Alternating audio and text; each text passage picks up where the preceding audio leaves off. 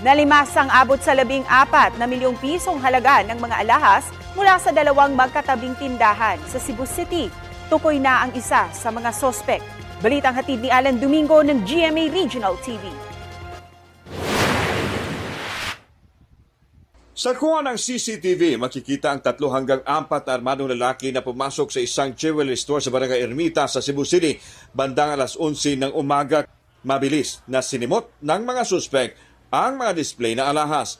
Ayon sa investigasyon, nalimas ng mga suspek ang mga alahas na nagkakahalaga ng 10 milyong piso sa loob lang ng 11 segundo.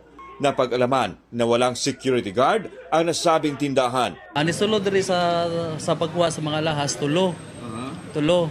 5 tato sila. Dahil anisulod, tulo lang. Dayon ang usa lookout, ang usa ni balik to pikas sa gitulisan sa pikas ng ahinsya pod. Ang usa diha nagbarog, nagbitbit og taas, nag-ana ba. Nya pag kabantay nako, kay galingkod man ko diha. Ni kuan lang ko, ni tawag ko sa akong magwang diha na bantay noy. Ana ba?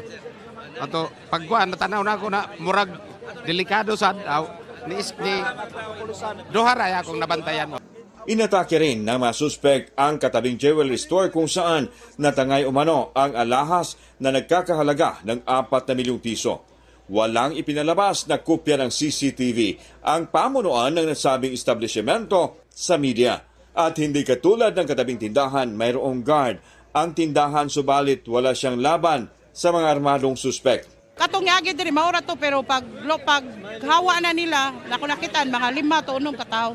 Rumisponde ang mga pulis sa lugar pero wala na ang masangkot sa krimen. Base sa nakalap na ebidensya, natukoy na ang pagkakakilanlan ng isa sa mga suspek. Nagkaroon ng robbery hold up dito, may 2 pumasok na sa itong pawn shop, 2 lookout at 2 rin yung pumasok sa loob. So initially, nakikilala namin yung isa doon. So we're still conducting hot pursuit operation at this moment. Ipinag-utos ni Cebu City Acting Mayor Raymond Alvin Garcia sa pulisya na lutasin ang kambal na robbery case sa loob ng 48 oras. Alan Domingo ng GMA Regional TV, nagbabalita para sa GMA Integrated News. Kapuso, para sa mga maiinit na balita, mag-subscribe sa GMA Integrated News sa YouTube. Sa mga kapuso naman abroad, subaybayan nyo kami sa GMA Pinoy TV at sa www.gmanews.tv.